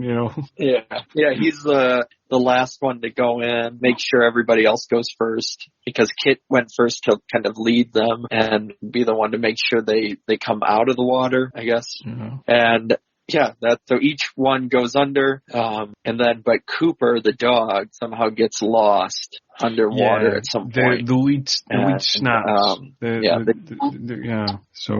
So Cooper possibly lost underwater, or maybe not. We shall see very soon. But Kit, which I thought was interesting. So Kit specifically tells everybody, we're going to wait it out. At one part, but everybody should huddle together for body heat. And so what does everybody do? They all break off, not huddling together for body heat. It's maybe two of them together or whatever. It's why wouldn't the Crichton family, they're huddling the three of them. The old couple are huddling together, the two of them. Madeline and Kit are huddling together. No, they totally don't follow the advice at all of oh no, I think Kit meant just kind of huddle together as one big group for kind of warmth. But no, just stay in your own family units. That was how they interpreted that message. Yeah. And so this is the point where we kind of get a little bit more about, she really wants to go find the dog, and she's upset, the older woman, and it's because the dog was their late son's dog, and so it's really all that they had left of their son, who we know he died in Nepal, I guess several years prior. Yeah. But because this information had only been given to us minutes before, this is one of those melodramatic notes that doesn't work, because you're oh, these characters have been amongst the most thinly sketched. The old couple are amongst the most thinly sketched characters of the whole movie, and then we get this information, which is, literally we've only been given like 5 minutes before, and we're supposed to really care about it. We're like, I suppose it's sad, like any parents losing their son is obviously sad. It's just like, I don't know. Yeah, I can't. Yeah, it feels like some of it feels like throwaway lines too. I don't know. Yeah, very much so. Like, it's just kind of like, it's like what we were saying earlier about the antagonism thing of like characters constantly shouting at Kit and always having at least one character, just haranguing Kit. There's certain things that it does that it feels like, oh, this is deliberately adding a little bit of extra antagonism that doesn't really make sense, but it's just supposed to increase the tension of the movie. And it's the same with some of these melodramatic moments where it's like, oh, these are supposed to be these emotional grace notes, but they've not done any of the legwork for some of them. Some of them kind of work. Like the moment with George, because they did do a bit of legwork, and even though it's kind of thinly sketched, George's romance with Grace and stuff like that, it is sketched enough, and Stan Shaw gives a good enough performance that it bleeds through, to me anyway.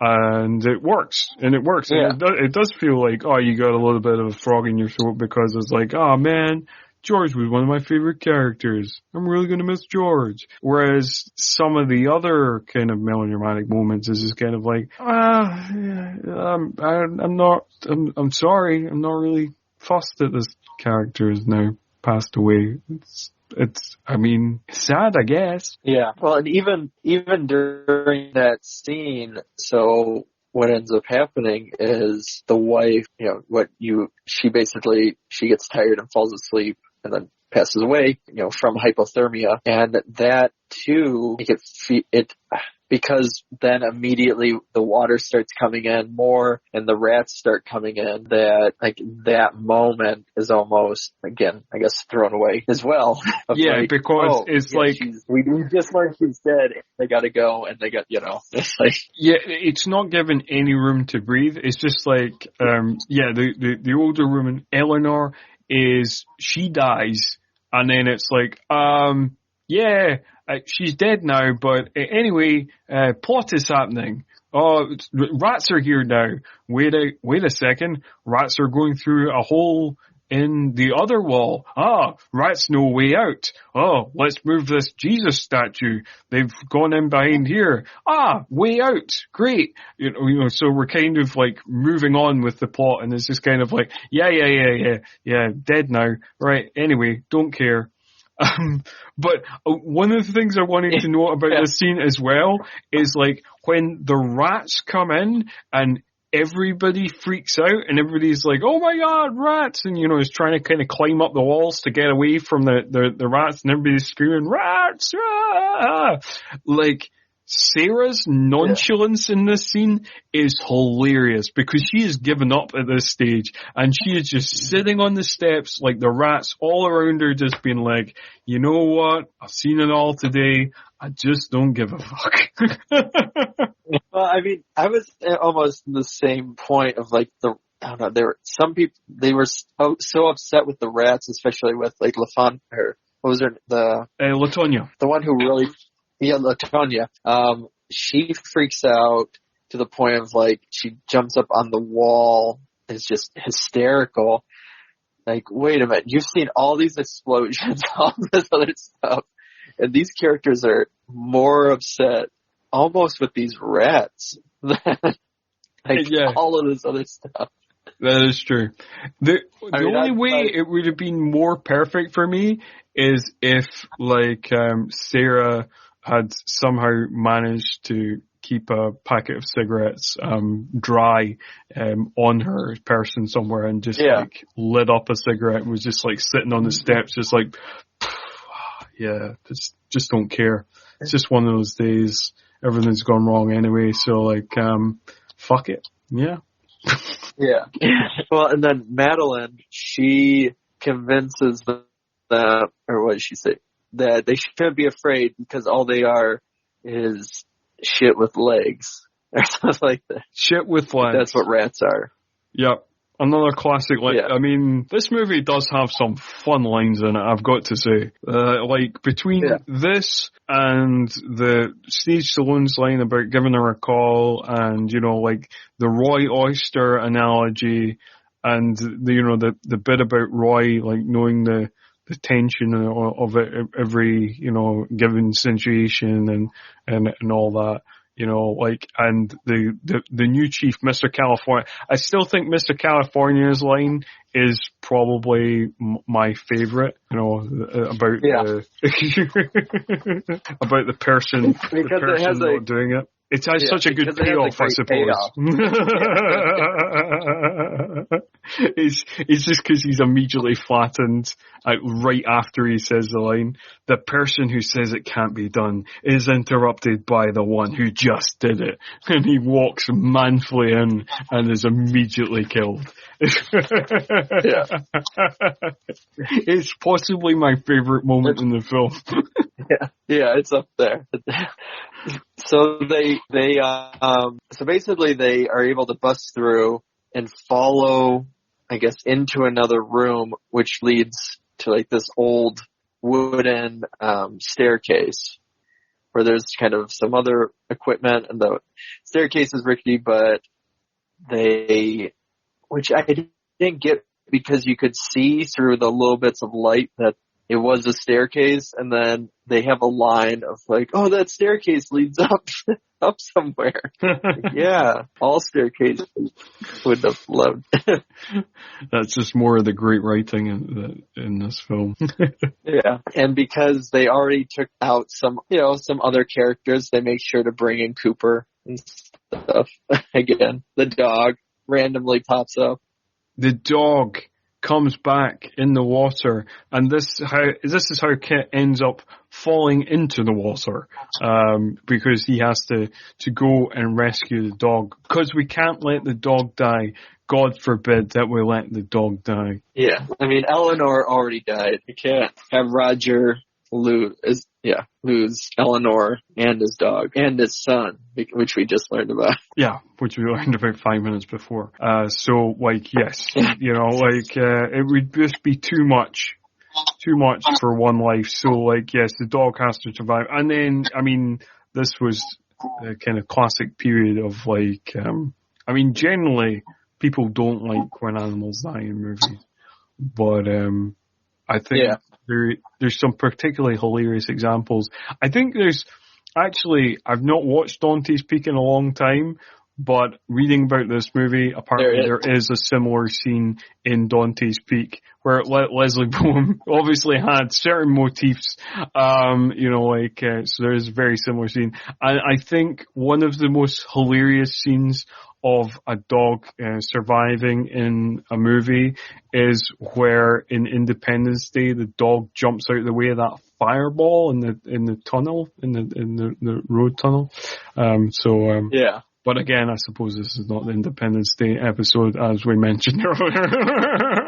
Yeah. So I can confirm, because since I bought the dual pack with the Blu-ray of Daylight and Dante's Peak, my wife and I, we watched Dante's Peak the night before.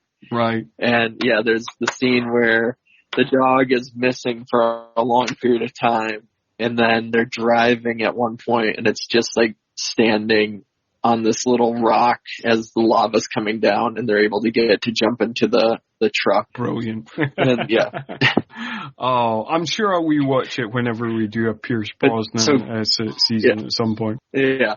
Or Linda Hamilton. Well, we can't really do a Linda Hamilton. But basically, it was Terminator 2, and then that one, there's not a whole lot of action movies she was in there, as far as I'm aware.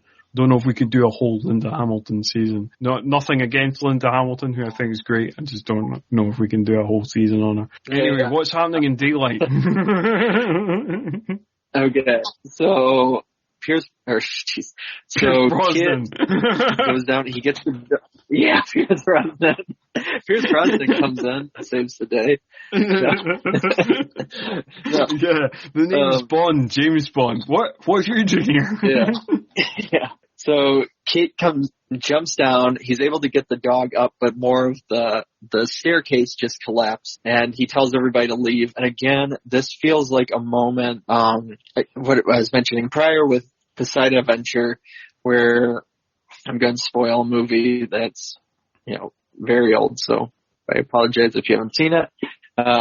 With Poseidon Adventure, Gene Hackman, he has this moment where the only way to open up the door is you have to crank this thing, but it's way over all of this water and these pipes and stuff, and whoever does it, they, probably won't make it back. But he's cranking it open, and despite him being a reverend who's kind of lost his faith, he's cursing at God and saying, take him instead of them and stuff like that. And then finally, he knows he doesn't have any more strength for himself to go back over, so he just lets himself drop or whatever. That, up until this point, feels like the trajectory, I guess, for Kit, for that character too, where I'm like, oh.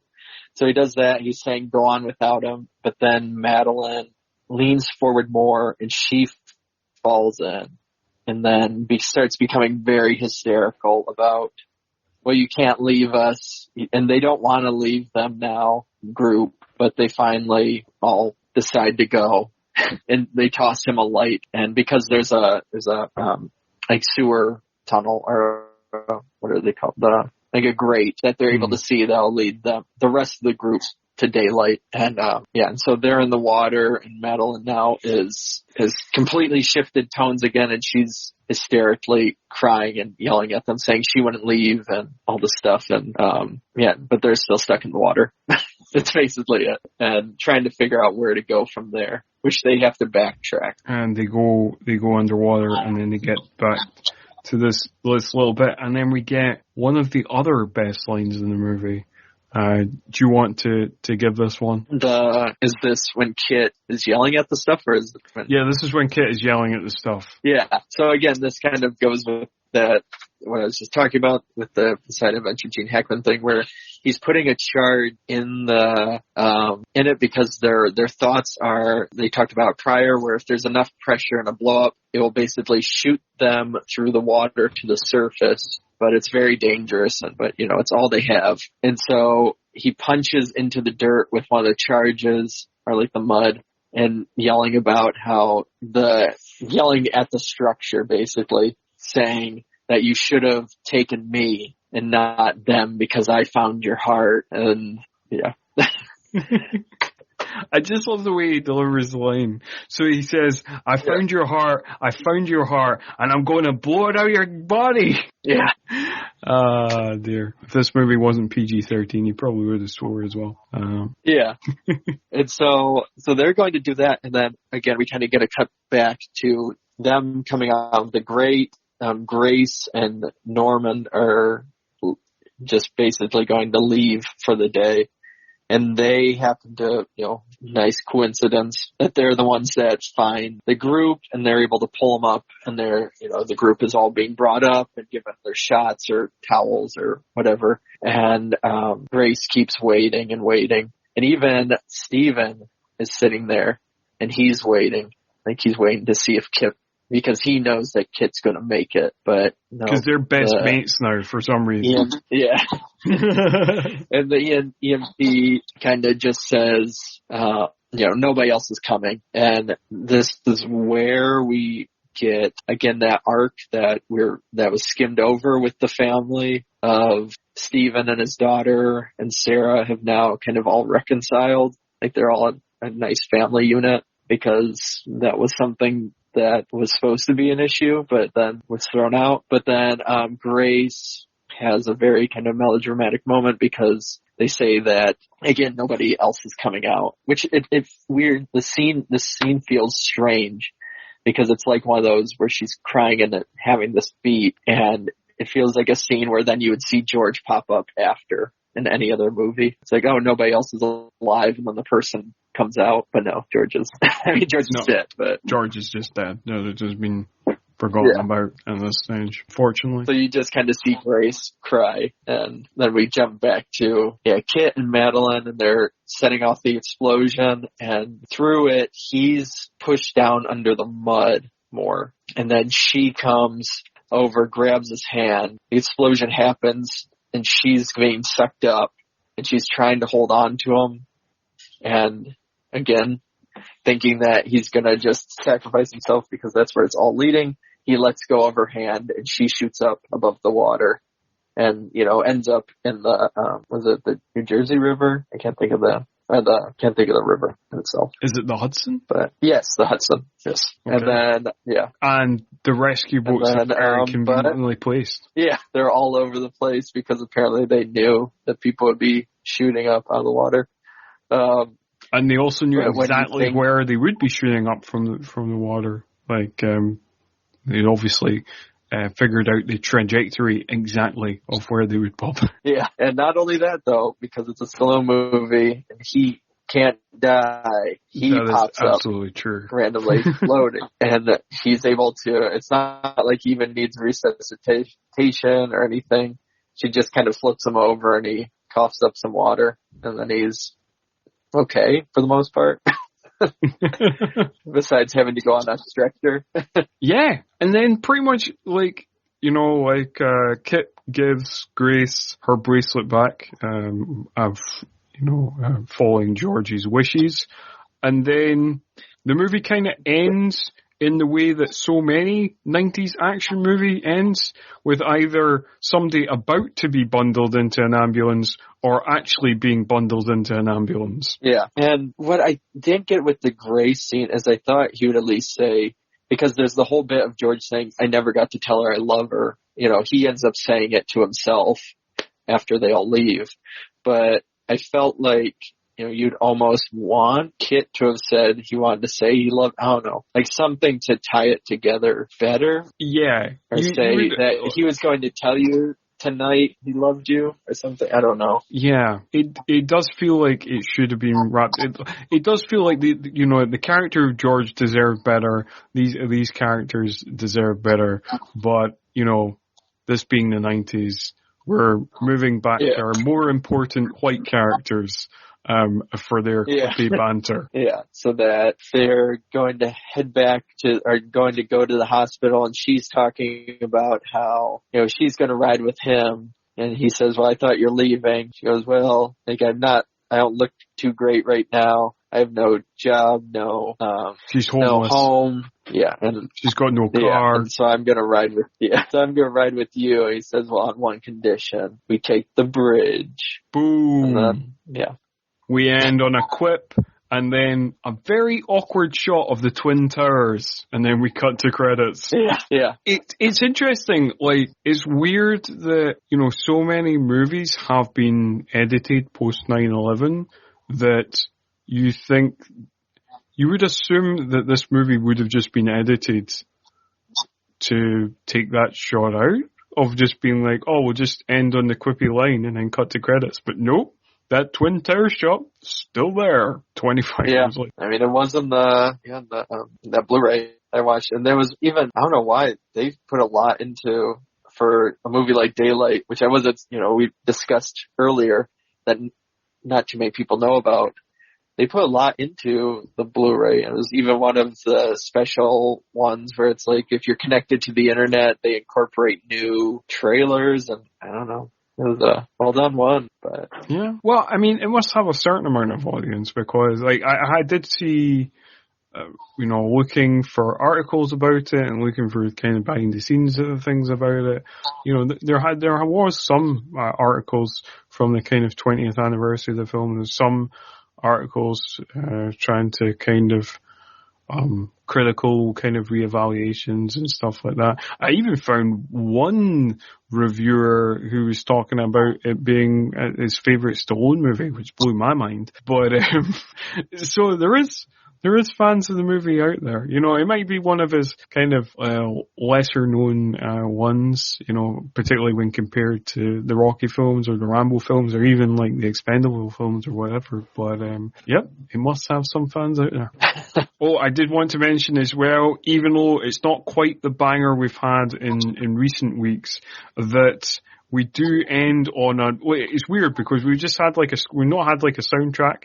We've had just like this kind of score by Randy Edelman. So I assumed this one would be without a kind of theme song like we've kind of had in previous editions. And we've had a number of great end credit songs like the Dread song at the end of Judge Dredd by The Cure and you know, like the Demolition Man song by Sting at the end of Demolition Man and stuff. But this, for some reason, Daylight did have a theme. So we end on an end credit song, Whenever There Is Love by Donna Summer, which seemed quite random and out of place. But yeah, fair enough. Fair enough, Daylight. Apparently the 90s required a theme song. Yeah, perfect.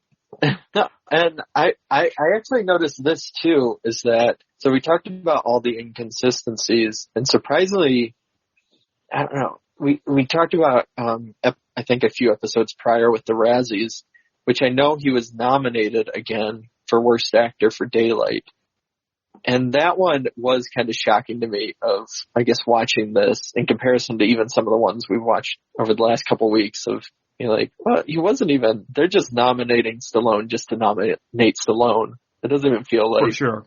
He wasn't I definitely agree with that. I was kind of shocked by that as well because there has been a bunch of episodes where I've like recast the role of Stallone as somebody else in my kind of fantasy remakes of some of these movies. And there has been several movies where even some of the really good ones, like Demolition Man, where I've said that I like Stallone's performance, but Stallone is like the third best thing in Demolition Man after Wesley Snipes and Sandra Bullock. And I would say this is probably his most likable performance that we've seen him in all season. Certainly is, I mean, he is, I would say he's very likable. I really like his character in Cliffhanger, and I would say up until this point in the season is probably his best acting performance is in Cliffhanger, which I think he's maybe not the best thing in Cliffhanger. He's maybe just pipped out by John Lithgow, but he's certainly close to being the best thing in Cliffhanger. And I definitely think he is the best thing in this movie and gives the best performance in this movie. Yeah, I agree completely with that. So, yeah, suck it, Razzies. Oh, but that's just... Well, I think we could go into a whole conversation about the Razzies. It's like Stallone, Adam Sandler. It's like there's just certain people that they nominate just cause. Yeah, as a matter of course. However, we need to wrap up this particular edition of All 90s Action all the time. That is just our thoughts on Daylight. We would love to hear any of your thoughts on the movie. We'd also love to hear your comments on the podcast generally. So please rate, review, and subscribe to the podcast on Apple Podcasts, on Spotify, you know, wherever you're checking out podcasts, check it out, give us a little bit of a review. And remember, to give 5 stars on those reviews, because apparently if you give anything less than 5 stars, it means that we are awful. I don't know why, but that is just the way these things work. Algorithms, I don't understand them either. But anyway, that's all for this time. Just leaves me to say goodbye. And Craig, do you want to say anything before we go on out? Not today yet. Thanks for, it's always been fun, and I can't wait for the next episode, which is my favorite Stallone movie. So I stuck through it until now. And that movie is Copland. But until then, see ya.